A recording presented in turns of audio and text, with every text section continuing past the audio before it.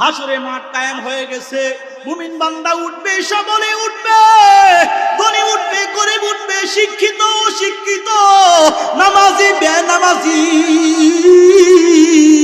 হারামখোর Halalkhor, neighbour অন্যায়বান সবাই উঠিয়া যাবে। হাসরে মাঠে উলঙ্গ হয়ে দাঁড়াবে।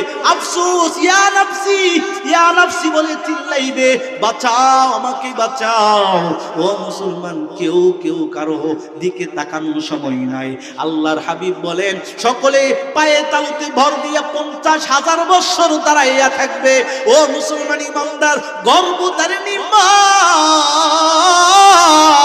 যেই মা প্রসবের সময় 7 বারই খবর হয়, ওই মা পর্যন্ত ও মুসলমান সন্তান প্রসব করে দিবে, টের পাইবে না।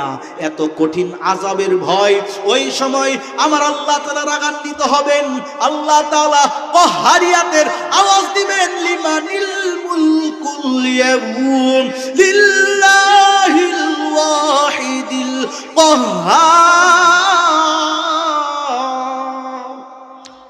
আল্লাহ তাআলা কহারিয়াতের আওয়াজ দিবে আর বলবে, কই দুনিয়ার ক্ষমতা বান্দা কই, আজকে রাজত্ব কার?